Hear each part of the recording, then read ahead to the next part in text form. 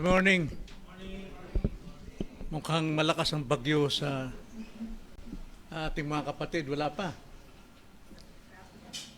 Alam niyo po itong mga kalamidad na nangyari sa atin, lindol, bagyo, ubos po talaga ang pondo ng bayan. Totoo ba yun? Narinig ko po yung ambush interview sa ating presidente sa Cebu. Ang sabi niya, talagang nakakalungkot ang mga nangyari sa atin. Grabe ang mga trahedyang nangyari sa atin. Malakas na lindol, eto na naman. May bagyo na naman. At maraming buhay ang nawala. At maraming naghihirap. Pero wala tayong magagawa. Magtiis na lang tayo. Bagyo yun eh. Unos yan eh. Malakas ang tubig, baha, malakas ang hangin. So ganyan talaga ang buhay. Wala tayong magagawa. Ang tanong natin, hanggang doon na lang ba? Sa salita, makikiramay ka. Ang mga taong nasa harapan mo umiiyak, nagdadalamhati dahil may mga anak sila, hindi lang isa, dalawa ang namatay. At hangad nila, kaya sila dumalaw sa pagtitipon niya dahil naghahangad sila ng tulong. Material, pananalapi, pagkain, gamot.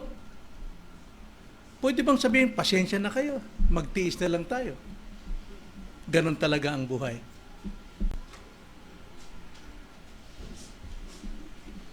Napalakas kaya niya ang mga tao? Samantalang yung pong mga nagnakaw ng trilyon, bilyon-bilyong pondo, ngayon ay nagtatago, hindi makaharap sapagkat tinahabol na sila ng paghahatol. Mayaman sila. At gaya ng aming devotion sa mga kalalakihan, yun ang napag-aralan. Na si Haring David sa kanyang katandaan, binalikan niyang tanaw ang kalagayan ng buhay na ang mga mayayaman ay hindi dapat kainggitan ng mga matutuwid sapagkat ang mayayaman sa kasamaan ay may hantungang kaparusahan at kapahamakan. At bilang Kristiyano mga kapatid, hindi dapat ito makaapekto sa atin. Okay, wala tayong pera, pisikal, material, pero hindi nangangahulugan tapos na o gawin nating lisensya para hindi natin bigyan luwalhati ang Diyos. Ang sabi nga sa Psalms 37 verse 4, delight yourself in the Lord and He will give you the desire of your heart. Ang kagalakan natin, kasiyahan natin, kakontentuhan natin ay dapat nating ilagak sa Panginoon. Ipagkatiwalaan natin sa Kanya, i-commit natin sa Kanya. At lahat ng dalangin ng hangarin ng ating puso, siya ang magbibigay sa atin. At nais kong itong ating talakayin ngayon, na ang Kristiyano hindi po mahirap, hindi tayo dapat mainggit sa mga mayayaman na talagang nababantog sa kayamanan, trillions ang kanilang pera, pero patungo sa kapamakan. Ating pong balikan ang ating pag-aaral. Nakita natin nakaraan ng bawat Kristiyano ay may tinataglay na kayamanan at paano ito ipamuhay. Una, nakita natin ang kayamanan ng Kristiyano ay yung pagkakapili ng Diyos sa kanila. Ang pagkakapili ng Diyos sa mga Kristiyano ay nagmumula pa sa walang hanggang pasimula. Napakayaman po niyan. Ikalawa, ang pagkakatubos ni Kristo sa kanila. Buhay mismo ng Diyos na nagkatawang tao, ang nag-alay ng kanyang buhay, kamatayan, upang tayo po ay bigyan ng katwiran at mabuhay ng totoong buhay. At ikatlo, ngayong umaga, tatalakay natin ang pagkatatak o ang pagkakatatak ng banal na Espiritu sa bawat Kristiyano. Kaya basahin natin mga kapatid, Ephesians chapter 1, verse 13 to 14. verse 13 to 14, ganito po mga kapatid, mayroon tayong tatak ng kayamanan, ang tatak ng ating katubusan. Ganito po ang sabi sa verse 13, sa Kanya'y kayo rin naman na nakarinig ng salita ng katotohanan, ang ebanghelyo ng inyong kaligtasan, at kayo na sumampalataya sa Kanya ay tinatakan ng pinangakong Espiritu Santo. Siya ang katibayan ng ating mana hanggang sa ikatutubos ng pag-aari sa ikapupuri ng Kanyang kaluwalhatian. Ito ang kayamanan ng Kristiyano, ang tatak ng Espiritu, ang tatak ng tunay na katubusan. Tayo po'y manalangin. Panginoon, salamat po ng aming puso ay binago ninyo. Hindi na po puso na puno ng inggit at selos at galit, kundi isang pusong pinuno ninyo ng pag-ibig. Kaya naman, Panginoon, sa aming pagtupad ng inyong kautusan, hindi para kami magkamit ng ano pamang kaligtasan, kundi upang maipamuhay namin ang pag-ibig na iyong inilagay sa puso namin. Kaya ngayong umaga, pagyamanin niyo sa aming pong puso't isipan ang kayamanang natanggap namin mula sa pagkakapili ng Ama sa amin, sa pagkakatubos ng Diyos Anak sa amin, at ngayon sa pagkatatatak ng Banal na Espiritu sa amin. Tulungan niyo kami na kami po'y magkaroon ng delight, kasiyahan, kakontentuhan sa buhay na ito, bagamat kulang kami sa mga material na bagay sa mundo, ngunit alam namin lahat ng ito'y pansamantala lamang. Ngunit ang kayamanan namin ay mananatili hanggang sa walang hanggan. Kaya Panginoon, ang lahat ng ito'y samot dalangin namin at pasasalamat sa katotohanan. Ito ang aming dalangin sa pangalan ng Panginoong Hesus. Amen. Alam niyo, tulad na isang hari, kapag ka lahat ng kanyang ari-arian ay kanyang namarkahan, natatakan sa pamamagitan ng selyo ng kanyang singsing. Ang ibig sabihin nito, lahat yan ay akin. At walang sino mang makakareklamo sa mga bagay o ari-arian ng Diyos na kanyang natatakan ng kanyang selyo. Ganyan ang ginagawa ng Diyos sa kanyang mga tao. Sa pamamagitan ng Banal na Espiritu, kanyang tinatatakan ang bawat isa bilang patunay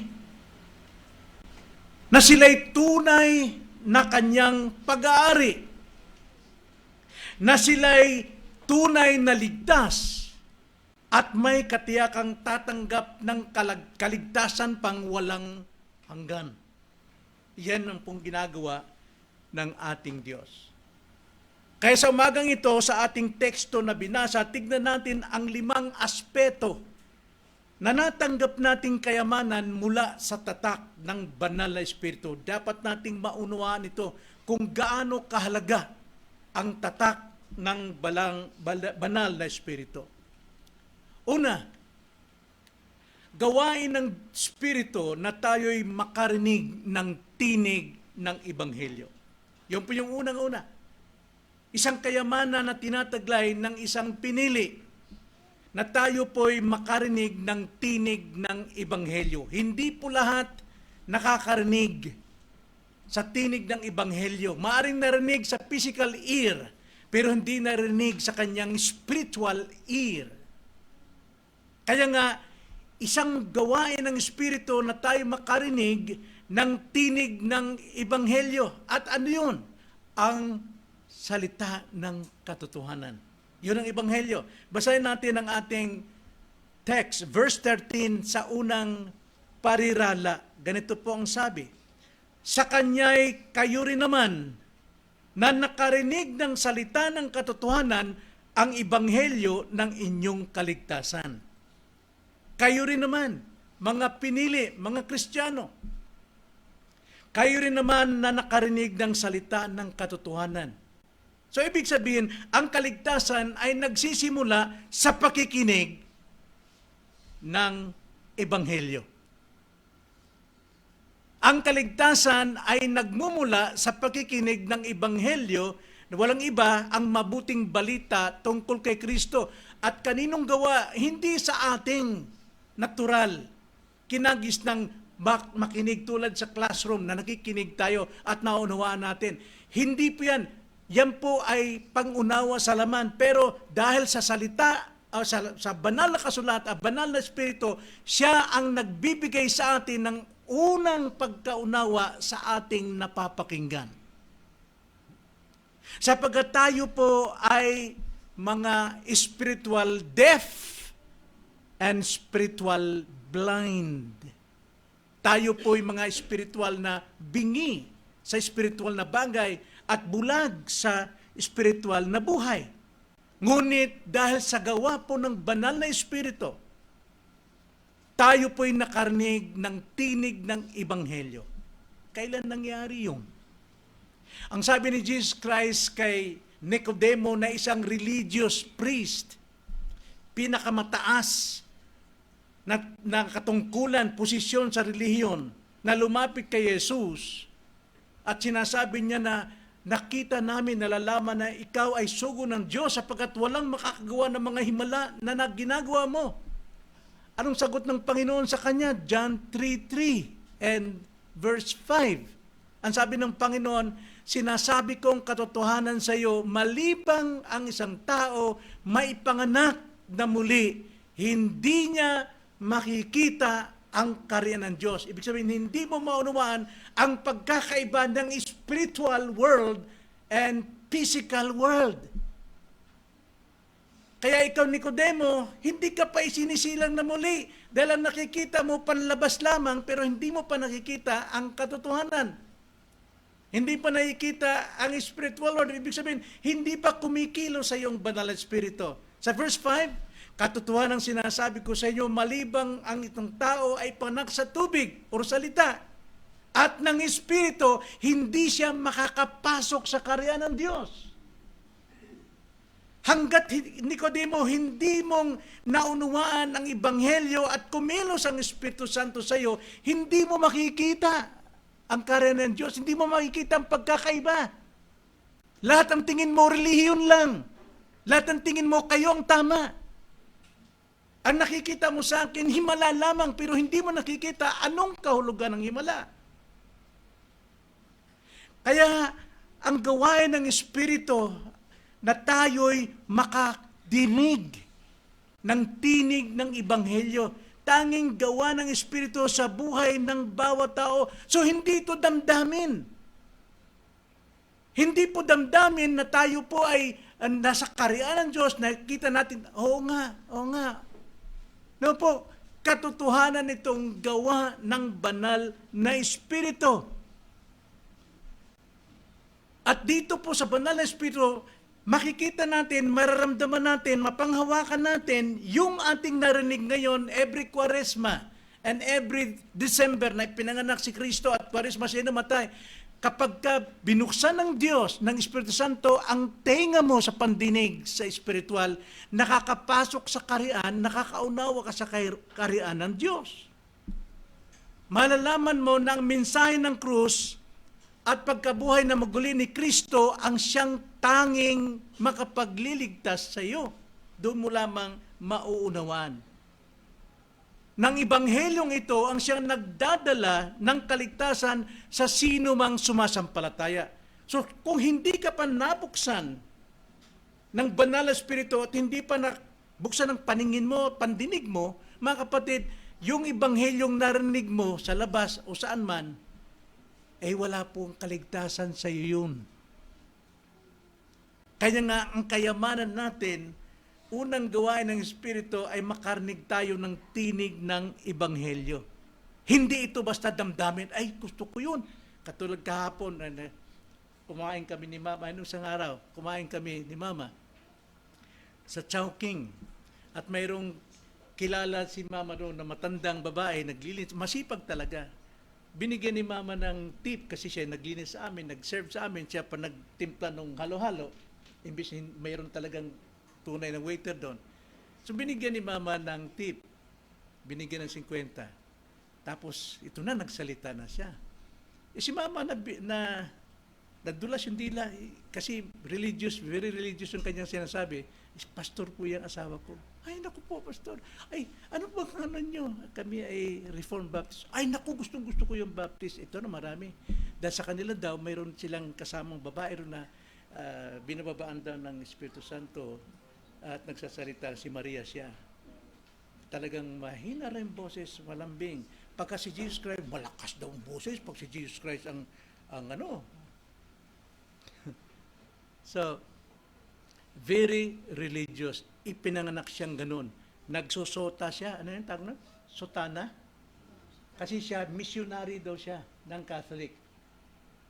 Pero hanggat hindi siya binuksan ng Espiritu Santo sa spiritual na katotohanan, ganun siya, bulag.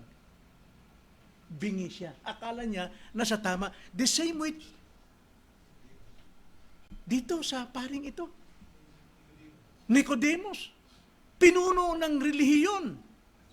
Pero bulag siya. Kaya sabi ni Jesus, truly, truly, I say unto you, Nicodemus, unless a man be born of the Spirit, he cannot see the kingdom of God. Kayamanan ito, mga kapatid. Napakaraming mayaman sa atin galing sa pagnanakaw, pandaraya. Akala nila sila'y maswerte. Swerte talaga sila sa tawag. Sapagkat sa biblical, wala pong swerte. Lahat po ay nasa providensya ng Diyos. Hindi po swerte, tinakda talaga sa bawat isa. So ito pong pakikinig natin ng Ebanghelyo, hindi po damdamin ito. Kundi isang katotohanang ipinapahayag ng Ebanghelyo. Nasabi nga ni Spurgeon, isang theology, faith does not grow in a vacuum, but it is born in the heart when the gospel is heard. Ang pananampalataya daw ay hindi ito tumubo sa kawalan o sa hangin, kundi ito'y pinapanganak sa puso kapag ka nakapakinig ng Ebanghelyo. At malalaman mo kung ang taong yun nakaunawa ng Ebanghelyo dahil magiging bago na yung pananaw niya. He or she can see spiritual things. He or she can understand spiritual truths. Maunawaan niya, kaiba, kauhawan niya ito. Hanggat maaari, ayaw niyang umabsent sa pangangaral ng salita ng Diyos. Kaya nga ang pananampalataya ay hindi bunga ng sabi-sabi ng tao, damdamin. Ito'y bunga ng katotohanan ng ipinapangaral. Hindi gawa ng tao, hindi pagsisikap ng tao, kundi tugon sa biyayang ibinubunyag ng Diyos sa iyo. Kapag ikay nakinig sa Ebanghelyo. So gawain ng Espiritu na tayo makapakinig ng tinig ng Ebanghelyo. Ikalawa, gawain ng Espiritu na tayo'y makarinig ng tinig ng Ebanghelyo, ngayon naman ay makatugon sa pananampalataya. Hindi pa rin gawa ng tao yung kundi gawa ng Espiritu na tayo makatugon sa pananampalataya. Again, sa ating text, sa second phrase, at kayo na sumampalataya sa Kanya. Ang pagtugon sa Ebanghelyo ay ang pagsampalataya sa Kanya. Marami pong umaangkin na sila'y mananampalataya, na sila'y sumasampalataya. Maring ikaw, yung pa rin ang paniniwala mo na ikaw may pananampalataya.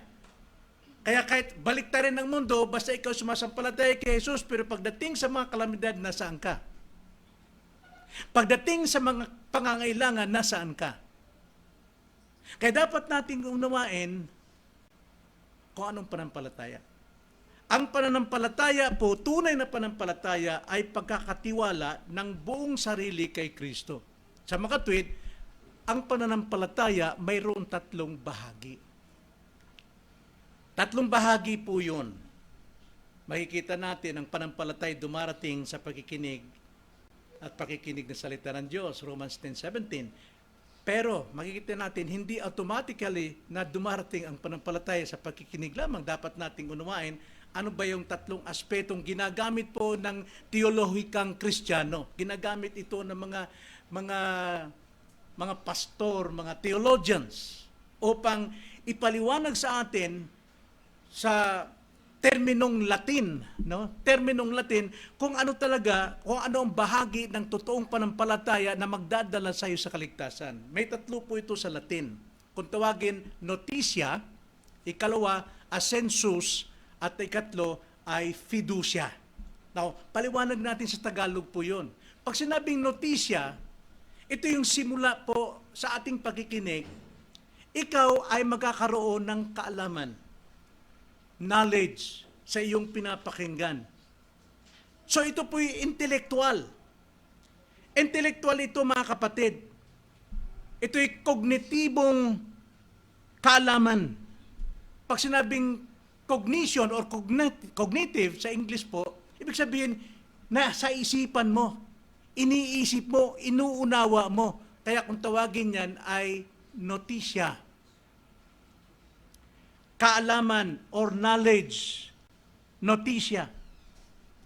Ito yung kognitibong kaalaman ng mga katotohanan ng Ebanghelyo. Naiisip mo, katotohanan. Sino si Jesucristo? Sino siya sa kanyang pagkadiyos? Sino si Kristo sa kanyang pagkatao? Ano ang kanyang naging gawain sa pagkatubusan, kamatayan sa krus? Yun po yun. Kaalaman. Dapat mayroon kang kaalaman. Hindi ka maniniwala sa isang taong hindi mo siya kilala. You have to know somebody. You have to know Jesus Christ bago ka makakaroon ng tamang notisya, kaalaman. Then next, hindi lamang notisya, kundi assensus sa Latin. Ang ibig sabihin ng assensus, pagsang-ayon o pagiging kumbinsido. Once narinig mo, nagkaroon ka ng notisya, imposibleng hindi ka mag-assensus o makumbinsi sa iyong narinig. Mayroon kang conviction. Naniniwala ka. Ito isang intelektual na pagtanggap at paniniwala na ang mga katotohanang iyong nalalaman, notisya, ay totoo at mapagkatiwalaan. Kaya kung tawagin yan, assensus. Pero hindi po sapat yung notisya at assensus kung wala po yung ikatlo. Ikatlo po ay fiducia. Fiducia, ang ibig sabihin, ito yung trust, pagtitiwala, pagsalig, paglagak ng sarili sa notisyang napakinggan mo at sa assensus na kumbinsido ka. Ito yung personal commitment mo. Kaya ang totoong pananampalataya, may kaalaman, may pagkumbinsi, at mayroong pag-personal commitment. Ito yung esensya ng tunay na pananampalataya sa kaligtasan. Now, paano mo sabing may pananampalataya ka kung hindi ka naman nakikinig ng pangangaral ng salita ng Diyos? Lagi kang wala sa pangangaral. Paano ka magkakaroon ng notisya? Ngayon, kung wala kang napapakinggan, paputol-putol, hindi ka nagkakaroon ng totoong kaalaman, paano ka magkakaroon ng assensus o conviction na totoo yung iyong nanotisya? At kung wala kang conviction, paano mong ikukumit ang buong buhay mo kay Kristo? Kung wala kang notisya, assensus, so therefore there is no fiducia. Kaya ito yung tatlong sangkap ng totoong pananampalatayang nakapagliligtas. Galing din sa Biblia yun. Gawa ng Espiritu na ikaw ay makapakinig. Magkaroon ng conviction. At higit sa lahat, magkaroon ng personal commitment kay Jesus. Kapag ka ikaw mayroon ng personal commitment kay Jesus, lahat po ng maari mong paniwalaan sa iglesia, iko-commit mong buhay mo. Isa na riyan ang pagiging miyembro. ng isang iglesia sapagkat yan po ay utos ng ating Panginoon. Kayang pananampalataya ay hindi lang pagsang-ayon sa isip, kundi pagtitiwala sa puso. Hindi ito basta sumisibol sa kawalan, kundi ito ay ipinapanganak sa puso sa sandaling pinakinggan mo ang Ebanghelyo. Gawa ng Espiritu Santo yan. Parang isang sanga ba? Di ba? Mahilig, may mga tao ito mahilig sa marketing. Isang sanga, ibang sanga, isasaksak sa puno. Once sinaksak yan, nagsisimula ngayon yung sanga, sumisip-sip noong sustansya ng puno. At dahil nakakasip-sip siya ng sustansya ng puno, kung ano yung binibigay na bunga ng puno, kahit ibang sanga siya, yun din ang kanyang ibubunga. The same with us. Kapag tayo po'y may ugnayan kay Kristo, dahil sa pananampalataya natin kay Kristo, lahat po ng bunga ng Diyos na nasa Kanya, siyang lalabas sa buhay natin. Pag-ibig, pananampalataya, pagsisigasig, di ba? Pagtitiis. Makikita sa atin yan. Kaya makikita ang pagiging Kristiyano sa bunga. So nakita natin mga kapatid, gawain ng Espiritu na tayo po ay makarinig ng tinig ng Ebanghelyo, gawain ng Espiritu na tayo po ay makatugon sa pananampalataya. At pangatlo, gawain ng Espiritu na tayo'y matatakan ng tatak ng Espiritu. Ano po yung tatak? Tanda ng katiyakan ng pagkaari natin sa Diyos. Once you have that Spirit, then you have the zeal of God. Sigurado ka, kanya ka. Basahin natin verse 13 again. Sa huling phrase, pero basahin natin ang buo. Ganito ang sabi. Sa kanya'y kayo rin naman na nakarinig ng salita ng katotohanan, ang ebanghelyo ng inyong kaligtasan, at kayo na sumampalataya sa kanya, panghuli, ay tinatakan ng pinangakong Espiritu Santo. Ibig sabihin, tatak ng pag-aari, ng katiyakan. Ang tatak ay tanda ng pag-aari ng isang tao o proteksyon. Akin yan. Walang gagalaw yan. Walang sino mang maaring makialam dyan. Akin yan. Ang Espiritu Santo ang siyang tanda ng Diyos sa bawat mananampalataya. Kilala niya ang bawat tao niya kung paanong nabibigyan ng pangalan ng Diyos lahat ng bituin sa langit na myriads, trillions of stars, pero pinapangalan ni Jesus, lalo nang kilala niya ang may tanda ng kanyang Espiritu sa bawat isang mananampalataya. Kaya hindi maaring hindi ka nakikita ng Diyos o hindi ka kilala ng Diyos. Patunay lamang na lahat ng yan ay pag-aari ng Diyos. So ang Espiritu Santo, ang pangako ay tumutukoy sa katuparan ng lahat ng ipinangako ng Diyos from eternity past. Di ba sa ating order of salvation, tayo po ay hinirang ng Diyos, pinili before the foundation? Meaning to say, we are predestined to. Tayo nakatakda sa lahat ng maaari mangyari sa atin hanggang glorification. Itinakda kang tawagin, itinakda kang ipanganak na muli, itinakda kang ma-convert, itinakda kang ma-justify, itinakda kang maging anak, itinakda kang maging sanctified, itinakda kang mag-persevere unto the end. Then you are eternally foreordained to glorification. So ito po yung lahat ng ipinangako ng Diyos. Taglay natin ang banal na Espiritu. Marami ngayon, even Christians, sabi nung babaeng kausap namin, siya na daw pinasukan ng Espiritu Santo. Para bang ang Espiritu ay parang influence lang, parang influensya lang para sa mga Kristiyano. No! Ang Espiritu Santo ay Diyos. Hindi siya basta influence or power. Siya'y Diyos, may persona, umiibig, nasasaktan, umiiyak, tumatawa, sapagkat Persona po, Diyos ay persona. At yan po ang nasa atin, tinanggap natin yan. Kaya nga kung nasa atin ng Espiritu Santo, lahat ng ipinangako ng Diyos ay nasa katuparan, nasa atin. So kung tayo po'y mahirap, hindi ito ay tulad ni Martin Romualdez na bilyon ng bilyon bilang eroplano o helicopter ang hawak nila. Naiinggit tayo, mga kapatid, dapat siyang mainggit sa atin sapagkat pagkatapos niyang mamatay, saan siya pupunta? Kaya kayong mga magulang, huwag niyo masyado ipagmalaki kung gaano kataas ang naabot ng inyong mga anak. Ako'y successful na ma. Kapag naigkapan kong aking anak sa mataas na edukasyon, oo, pero ang anak mo patungong impyerno. Dapat mo pang ipagmalaki yan? Pero kahit walang pinag-aralan ng anak mo, pero naakay mo sila sa katotohanan, sa buhay ng Diyos, at sila'y tinatakan ng banal na Espiritu, sabihin mo, salamat sa Panginoon, nagawa kong lahat ng ito sa biyaya niya.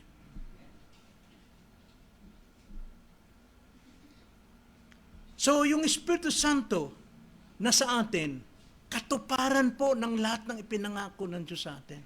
Hindi natin pa alam.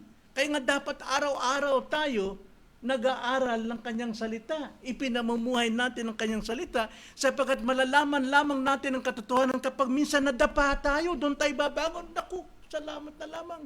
Ganito palang ginawa ng Diyos sa akin. Minsan sa kayabangan natin, hanggat hindi tayo nadadapa, hindi tayo matututo. At yan ang karnasang hindi maaring angkinin ng ibang tao, tanging sayo lang yan. So ang Espiritu Santo ay pangakong tumutukoy sa katuparan ng lahat ng ipinangako ng Diyos sa bagong tipan. Yun po yung paninirahan niya sa atin. Kalahin mo, tayo po isang makasalanan pero pinaninirahan ng Espiritu Santo. Gusto kong i-quote again si Ferguson sapagkat napakaganda yung mga quotation niya pagdating sa Holy Spirit. Ang sabi ni Ferguson sa English, and I quote, "The Spirit's seal is God's personal signature upon the believer, assuring him that what began in grace will end in glory." Sa Tagalog po, ang Espiritu ang nagbibigay katiyakan sa atin na ang ating kaligtasan ay hindi maglalaho sapagkat ito ay nakasalig sa katapatan ng Diyos. Kaya nga, nakatitiyak tayo sa Espiritu Santo. So gawain ng Espiritu Santo ang makarnig tayo ng tinig ng Ebanghelyo. Gawain ng Espiritu Santo ang makatugon sa pananampalataya. Gawain ng Espiritu, matatakan tayo ng tatak ng Espiritu. At pang-apat, gawain ng Espiritu na tayo'y makatanggap ng panimulang mana. Kanina, may nag-pray kanina o paliwanag ka na, mana, hindi matyak. Ano yung mana? Basta nasa langit, kalangitan. Kailangan natin siguraduhin. Ano yung mana? Alam natin yun, hindi lang natin mabanggit. Sapagkat alam natin, pag mana, ikayamanan yun. Ano bang higit sa kayamanan sa lupa? Kayamanan ng buhay mula sa Diyos. Kalahin mo, buhay ng Diyos na sa iyo? Kayamanan yun. Tapos ipapaliwa-liwain mo lamang. Pag may mabibigat na problema, nagiging lisensya na huwag na tayong sumamba sa Kanya. Anong sabi sa Romans 12:11? Offer your bodies as a living sacrifice. Kahit ikay naroon sa mga pagdurusa, isasakripisyo mo ang lahat yan para sambahin mo ang Diyos sapagkat Diyos lamang ang katugunan ng lahat ng ating pagdurusa. Kaya nga ang pagsamba natin, not only Sunday po yung pakikinig natin, but Monday to Saturday is our application sa ating pagsamba. We have to worship God every day in our life.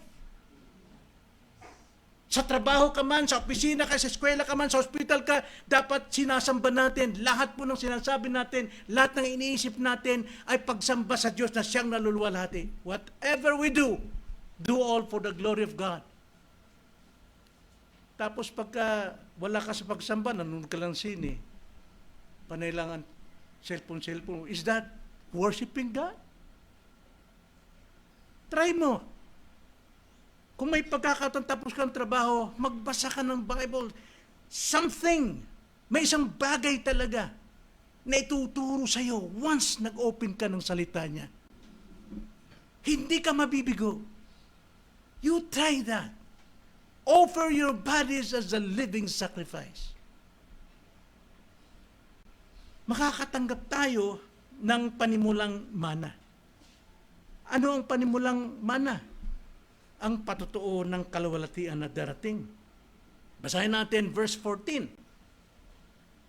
Siya, ang banal na Espiritu, ang katibayan ng ating mana hanggang sa ikatutubos ng pag-aari. Na gusto kong bigyan natin mana, ang mana natin ay ang buhay na walang hanggan. Atin yan. Hindi yan natin pinagtrabuhan. Ibinigay ng mana yan sa atin. Then, hanggang sa ikatutubos, may katubusan po pong darating. Hindi katubusan para tayo maligtas, kundi katubusan ng pag-aari ng Diyos. Sinong pag-aari ng Diyos? Ang kanyang mga tao. Ito po yung katawan. Wala pa tayo sa katubusan ng ating katawan eh. At alam natin, last Sunday lang ating pinag-aralan ito, na pagdating ni Jesus Christ, lahat ng patay na natutulog, sila po ay babangon upang tubusin ang kanyang katawan. Ngayon, ang banal na Espiritu ang siyang tatak natin. Siya yung ating pong katibayan.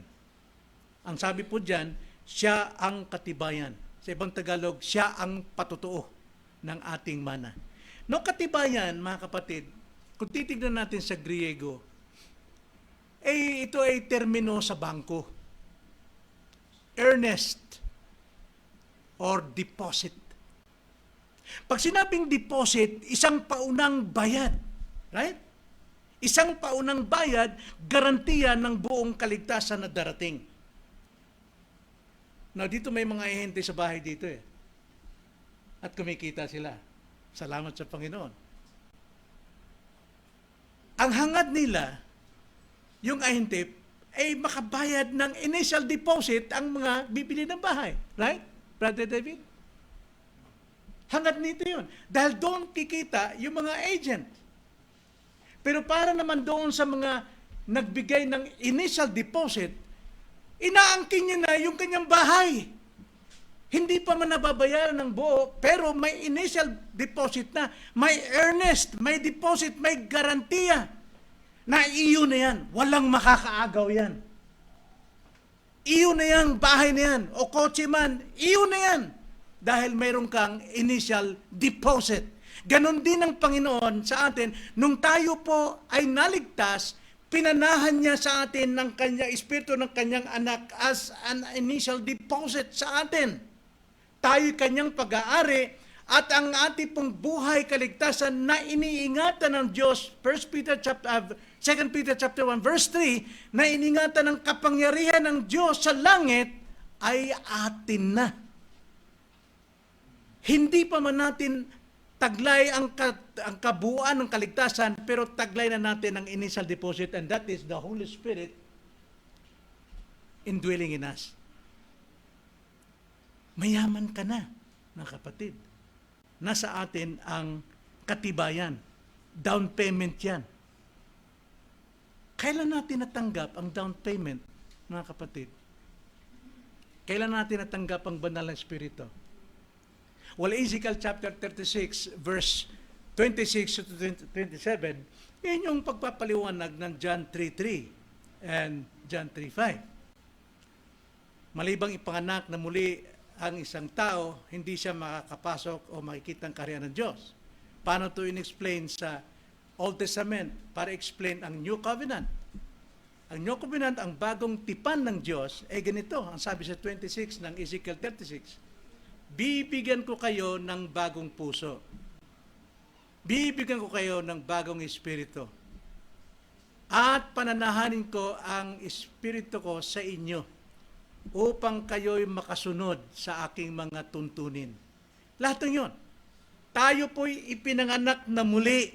At sa kapanganakang muli, may bago tayong puso, may bagong espiritu, and then Galatians 4:6, ang sabi po doon, dahil tayo'y mga anak, kailan tayo nakatanggap ng karapatang maging anak? John 1:12. At lahat ng tumanggap at sumampalataya sa Kanya ay binigyan ng karapatang maging anak. At dahil mga anak, Galatians 4:6, isinugo ng Diyos ang Espiritu ng Kanyang anak sa ating mga puso upang makasigaw ng Abba Father. So binigyan tayo ng karapatan. Kaya ngun tayo po'y panganak na muli, hindi lamang tayo pinanganak ng Espiritu, kundi tayo po'y pinananahanan ng Espiritu. May deposit na ang Diyos sa atin. Taglay mo na ang eternity because God the Spirit is eternal. Taglay na natin ang mana na wala pa na sa langit pa. Pero taglay na natin dito sa lupa.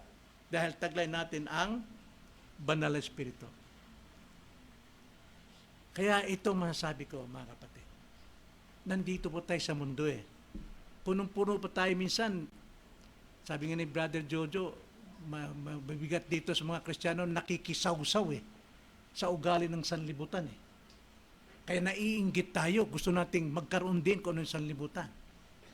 Now, itong tanda natin, as Christian, habang tayo'y naglalakbay sa mundong ito, habang nabubuhay tayo sa mundong ito, tanda natin, ang banal na Espiritu, ang deposito ng Diyos sa atin, na nakatira dito sa atin, ang siyang nagpapaalala sa atin kung sino ka.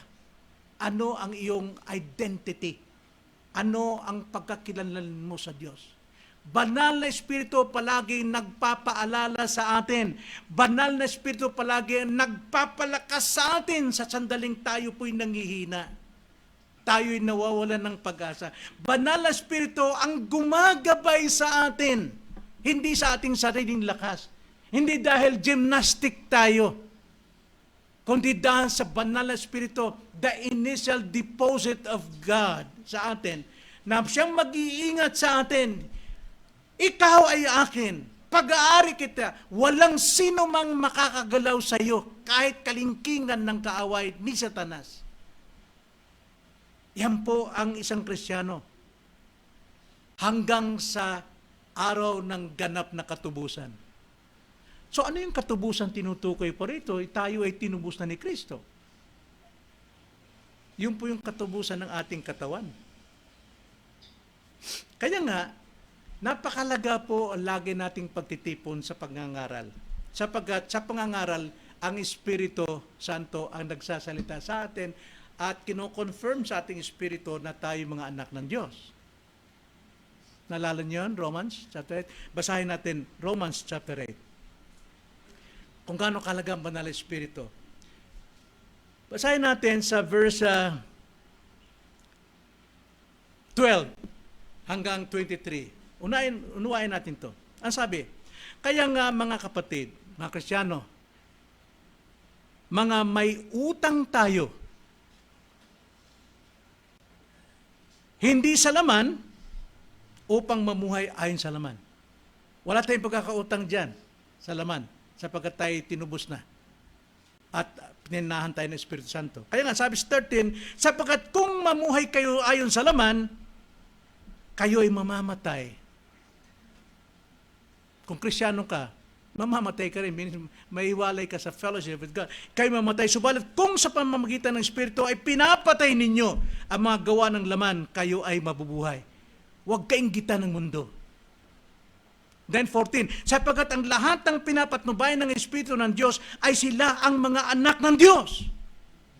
Sapagkat hindi kayo tumanggap ng Espiritu ng pagkalipin upang muling matakot, kundi tumanggap kayo ng Espiritu ng pagkukop-kop bilang anak na dahil dito ay tumatawag tayo, Aba, Ama. Ang Espiritu mismo ang nagpapatotoo kasama ng ating Espiritu na tayo'y mga anak ng Diyos. 17. At kung mga anak ay mga tagapagmana rin.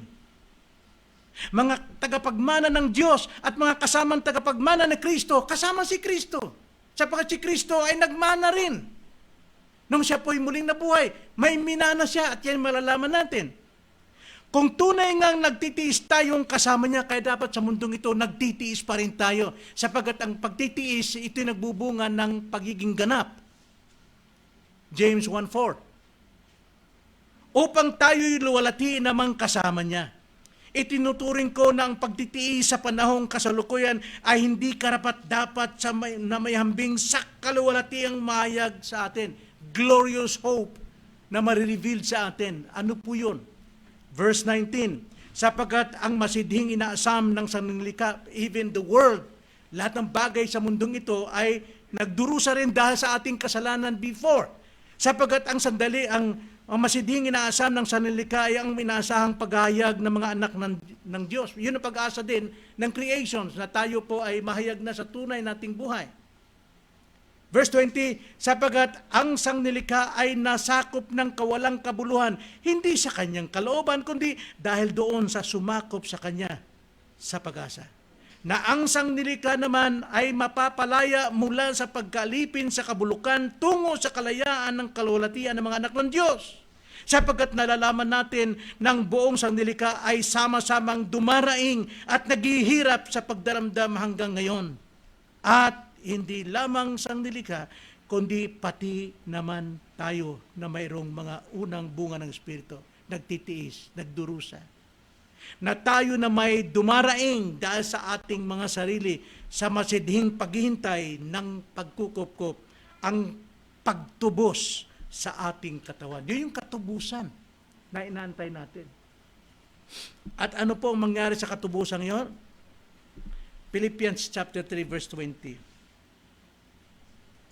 Na minana ni Kristo rin na siyang mamanahin natin. Ano yon? Sabi sa Philippians 3:20, sapagkat ang ating pagkamamamayan ay nasa langit.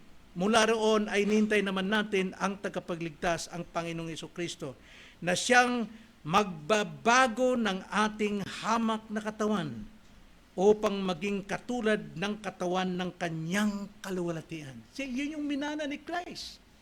Dito sa lupa, nung siya po'y namatay at muling nabuhay, tinanggap niya ang maluwalhating katawan. Ayon sa kapangyarihan na kumikilos sa kanya upang maipalalim sa kanyang sarili ang lahat ng mga bagay. We are tagapagmana, kasamang tagapagmana ni Kristo. Kaya napakayaman, wala pong sino mang tao sa mundong ito ang mayroong ganon. Mga kapatid, huwag nating isipin ng banal Espiritu pwede mong utos-utusan lang. Galang ang gabi ng Espiritu, Panginoon. No. Siya'y Diyos, nananahan sa iyo. Siya'y buhay na walang hanggan mo dito sa lupa. At pagdating sa katubusan ng ating sarili, pag-aari ng Diyos, glorified body tulad ni Kristo, kasama tayong tagapagmana. Kaya nga, gawain ng Espiritu na tayo makarinig ng tinig ng Ebanghelyo. Gawain ng Banal Espiritu na tayo makatugon sa pananampalataya. Gawain ng Espiritu na tayo matatakan ng tatak ng Espiritu at gawain ng Espiritu na tayo makatanggap ng paunang mana. And lastly, gawain ng Espiritu na tayo makatanggap sa layunin ng lahat. Lahat ng bagay na ito, from eternity past, ang Diyos ang humirang sa atin at nagtakda sa atin. Lahat po ay ayon sa kanyang pagtatakda. Ano yung tinakda ng Panginoon? Sa verse 14 sa huling talata, sa ikapupuri ng kanyang kaluwalhatian. Basahin natin again verse 14. Siya ang katibayan ng ating mana hanggang sa ikatutubos ng pag-aari sa ikapupuri ng kanyang kaluwalhatian. Hindi ito para sa ating kaluwalhatian. Kapupuri na tayo magaling, mahusay. Huwag natin isipin yun. Lahat ay ginagawa natin para sa kanyang kaluwalhatian. Lahat ng gawa ng Diyos sa atin, kanyang pagpili sa atin, kanyang pagtatakda sa atin, kanyang pagtubo sa atin, kanyang pagtabon ng ating mga kasalanan, kanyang pagtatak sa atin ng espiritu ay para sa kanyang kaluwalhatian. Para sa kanyang kaluwalhatian. So ang katiyakan ng kaligtasan ay hindi dahilan para pagwawalang bahala. Total, miyembro na ako ng church. Baka disiplina ako ni Pastor Boy, bahala siya. Hindi yun ang dapat nating maging dahilan. Ang dapat nating panghawakan, ikaw ay anak ng Diyos, ikaw ay tinatakan ng Diyos, ikaw ay pag-aari ng Diyos, ikaw ay ginagabayan ng Diyos, ikaw ay nilalayo sa lahat ng kasalanan. Kahit ikaw ay nahulog, ikaw ay binabangon, hindi dahil sa ikaw ay malakas at bumangon, kundi dahil sa biyaya ng Diyos, ikaw ay nakabangon mula sa iyong kasalanan. Kaya ang katiyakan ng kaligtasan ay hindi dahilan para pagwalang bahala, kundi ito yung dapat magtulak sa ating magpasalamat sa Diyos at sumamba sa Kanya. Ano mang kalagay ng buhay natin.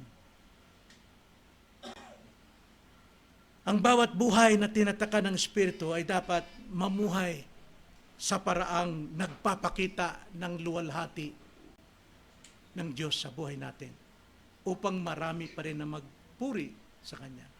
Ito yung sinabi ni Jesus Christ, "Let your light shine before men, that they may see your good works, and shall worship your Father in heaven." Yun ang layunin ng buhay natin. So ano po ang maaari nating matandaan dito, mga kapatid? Tanda natin ang limang aspeto na tinanggap natin mula sa kayamanang gawa ng Espiritu. Ang makarinig ng tinig ng Ebanghelyo, ang makatugon sa pananampalataya, ang matatakan ng tatak ng Espiritu, ang makatanggap ng paunang mana, at ang makatanggap sa layunin ng lahat. Lahat yan ay biyaya at kayamanan ng Diyos na sa atin. So bilang mananampalataya, tandaan natin ang Espiritong nasa iyo ay tanda ng pag-aari ng Diyos. Do not grieve the Holy Spirit. Yung pagwawalang bahala natin sa Diyos at sa mga bagay ng Diyos, sinasaktan mong banal na Espiritu, hindi maganda yan sa iyo. Do not grieve the Holy Spirit. Kundi, obey. Mamuhay sa kabanalan. Ibig sabihin, magbago ka ng buhay. Sapagkat magagawa mo talaga magbago, ugali, taras, lahat ng iniisip. That is sanctification. Sapagkat Diyos ang nagbabago sa atin. At binibigyan niya tayo ng kakayanan that we can persevere unto the end. Makapagtitiis tayo hanggang wakas. Sapagkat yun ang tanda ng isang taong ligtas. Matthew 24:13, ang sabi ron, ang mananatili magtiis hanggang wakas ay siya yung ligtas. At sino mang Kristiyanong nagsasalitang Kristiyano siya, hindi siya talaga makapagtitiis hanggang wakas, sapagkat walang pagbabago sa kanyang totoong puso. So banal na Espiritu ay ang tanda ng Diyos sa kanyang mga anak. Ito yung nakikita sa atin, sa ating gawa, kilos, pagbabago. Tinatakan niya tayo bilang Kanya. Ibinigay niya ang kanyang katiyakan ng kaligtasan, assurance, at pinangakuan tayo ng kaluwalhatiang inheritance, pamana. Dapat pa ba tayo mainggit sa sanlibutan? Huwag po tayo mainggit. At huwag nating siraan din ang mga taong nagwawalang bahala sa kanilang katungkulan sa bansa. At itutuloy natin mamaya sa message. Tayo manalangin. Panginoon, naunawaan namin ngayon, Ama, na sa amin pong pagtayo, pagkilos, pag-iisip, pagsagawa, hindi ito amin, kundi dahil po sa banal na Espiritu na nanahan sa amin, ang Espiritu ng iyong bugtong na anak. Kaya naman, gamitin namin ito sa pagpapasalamat sa inyo. Pagpapahalaga sa mga bagay tungkol sa inyo, sa mga bagay na para sa inyo. At sambahin kayo, Panginoon, anuman ang maging kalagayan namin. Maging tapat kami, saan man kami naroon, sapagkat ang banal na Espiritu ang nagpapatotoo sa aming mga espiritu na kami ay inyong mga anak. Kaya salamat po, Ama, sapagkat ang preservation ninyo ay hindi mawawala sa amin upang kami makapag-persevere unto the end. Maraming salamat po, Diyos, itong aming dalangin sa pangalan ng Panginoong Hesus. Amen.